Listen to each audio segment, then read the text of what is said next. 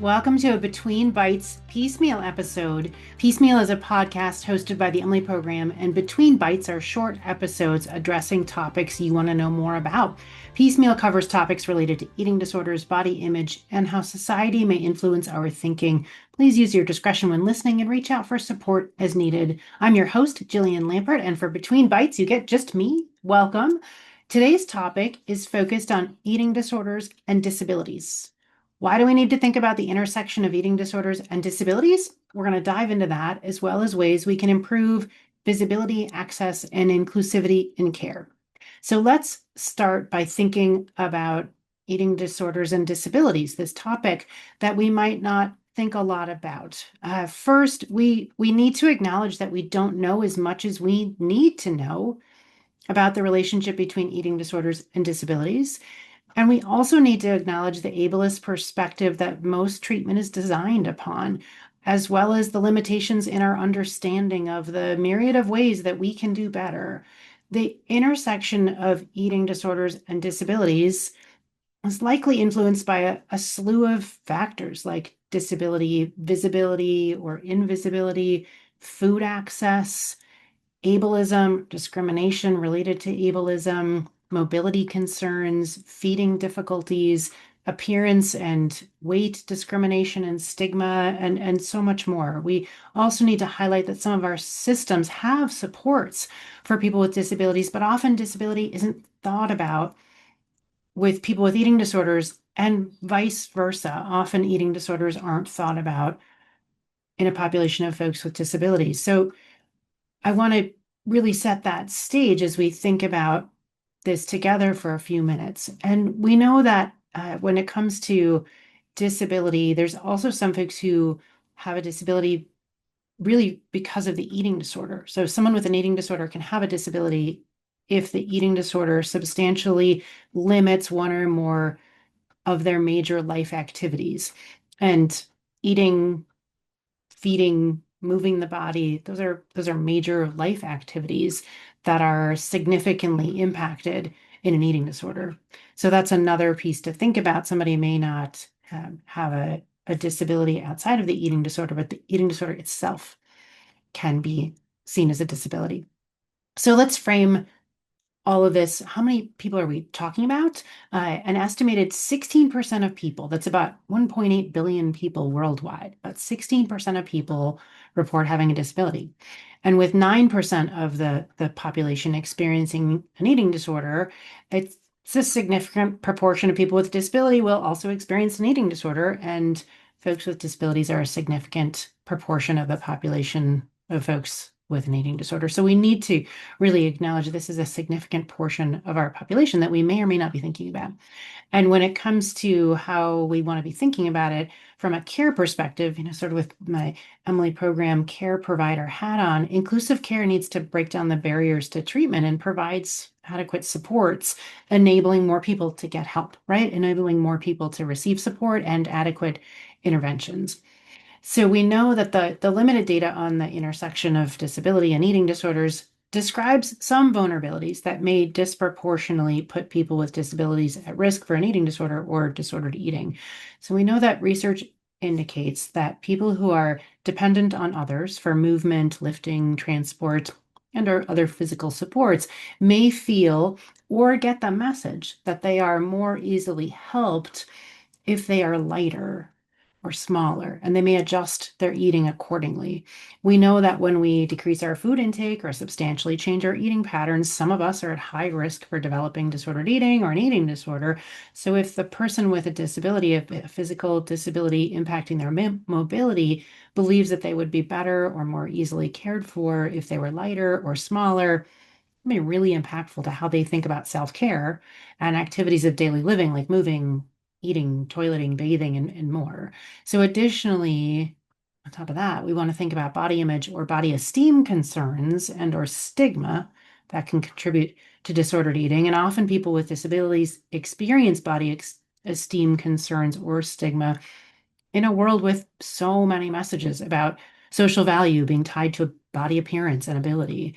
And while those are the same kinds of things that can trigger eating disorders in other people, we really need to think about them within this unique framework of disability, ability, and we need to think about them really carefully for folks who also have a disability.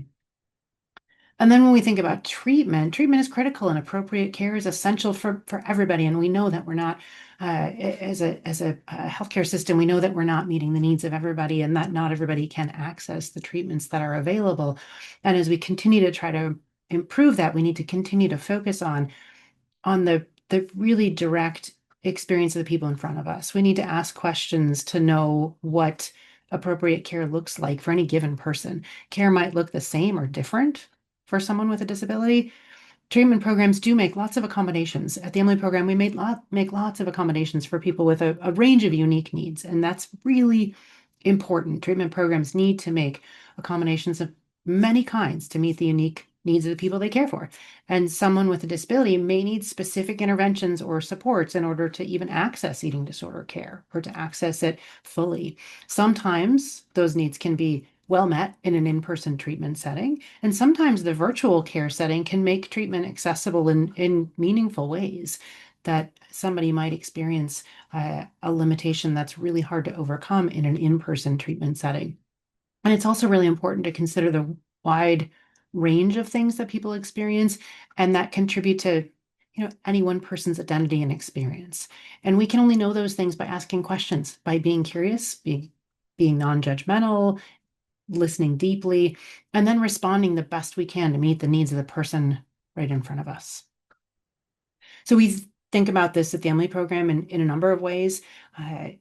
Individualized treatment planning happens for everybody, but individualized treatment planning for somebody who also has a disability really needs to address both eating disorder recovery and support for any disability-related needs.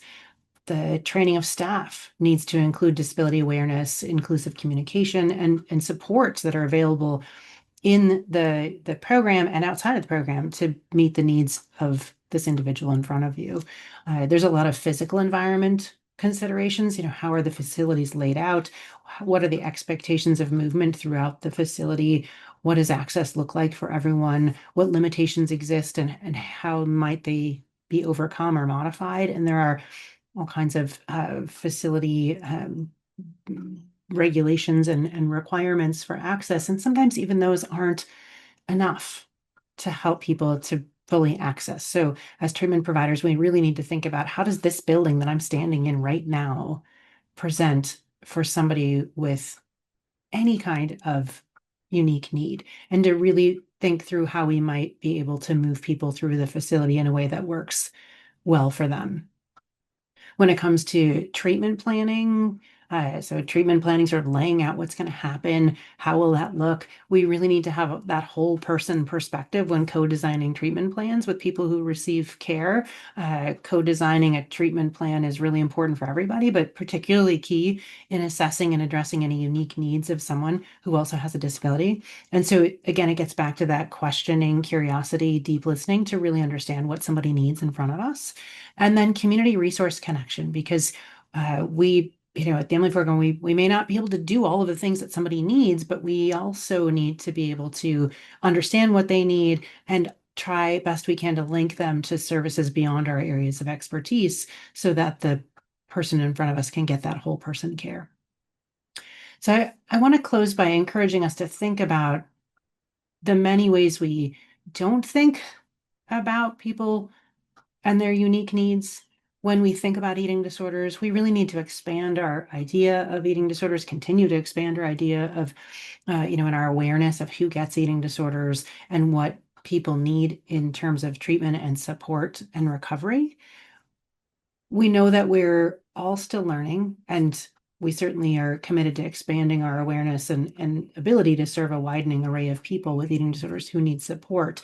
We think a lot about that at the Emily program, but we need to think about it as a whole community. How do we all think more inclusively? How do we all think more critically? How do we all think about who might not be able to access something that other people can, and why not? So together, if we do that, we can really help move the field forward, and we can make care more inclusive. And most importantly, we can make eating disorder recovery more accessible. So if you are struggling with an eating disorder and also have a disability, please reach out for help and know that the person on the other end of that phone or that web form, if you're doing it online, really wants to help and will keep in mind and take into account your unique needs. They should do that as they're listening to you. And we really want to keep that in mind as we continue to evolve and grow. So I hope that you'll join us in that learning process. And I also hope that if you have a topic you'd like us to talk about on Piecemeal, that you will let us know. If you enjoyed today's episode of Piecemeal, please subscribe, rate, or leave a review on Apple Podcasts or wherever you listen. Learn more about us at emilyprogram.com. Find us on social media. Piecemeal is produced by the amazing podcast team at the Emily Program. Until next time, take care. Thanks for listening.